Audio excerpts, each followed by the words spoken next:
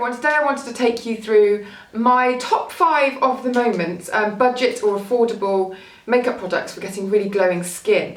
Now obviously the idea of affordable or budget depends on your financial situation, but I've tried to keep it really quality but affordable. So a lot of this stuff you'll find on the high street or what people call drugstore. We don't have drugstores here in the UK, we have chemists like Boots or Superdrug, but I'll let that go. So, starting off with this, which I'm rather excited about. This is Rosie for Autograph at M&S, Marks and Spencer's, and this is the Amazing Radiance Cream, and it's kind of like a complexion enhancer type thing. It doesn't have any colour to it at all really, but it's more like a radiance booster for going on underneath your foundation, or I suppose you could use it instead of foundation, but it doesn't have any coverage particularly or anything like that.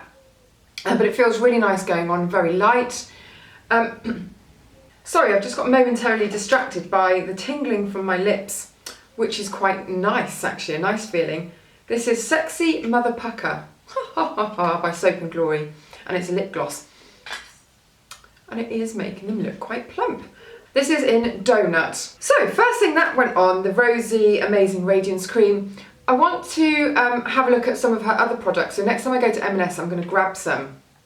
I actually have a gift voucher to spend in M&S from Christmas, so I'll use that and buy some makeup and then maybe do a video. Next thing that went on was the Bourjois Healthy Mix Serum Gel Foundation.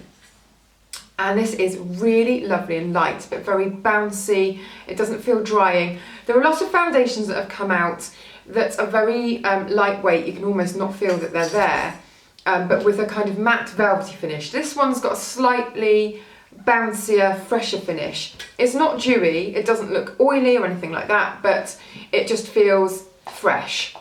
And the texture of it's really, really nice. So I like that one a lot. I think it's a brilliant foundation, considering that it's not high-end. It feels like a high-end luxury formula. So that's gone on, and I use that in... Why can I never find shade names? I'll put it on underneath. And then I used the Rimmel Wake Me Up Concealer, which I really like, which has a kind of reflective quality about it slightly, but it's also really good coverage. This is the Anti-Fatigue Effect and Radiant Glow. I think that pretty much does what it says on the tin, that one. And then I went in with a bit of highlighting prowess, and I used the Topshop Glow in Polished. I've talked about this before, it's so good. It's a cream formulation, so you can kind of buff it in with your brush if you want to, or you can just pat it in with your fingertips. I've used it on my eyelids as well. I did a little bit down the centre of the nose, on the Cupid's bow, and then buffed it in with my brush just to get the little first layer of it that kind of looks like glowing skin, and then a little bit extra over the top just to get that extra bit of glamour. But there's nothing too crazy going on here. And I do like a little bit on the Cupid's bow. You have to be careful not to go over the top, otherwise you look like you've had a runny nose and not wiped your nose. Gross, but true. And then to finish off on the skin, I used the Max Factor Creme Puff Blush in Nude Mauve, which I wrote about on my website.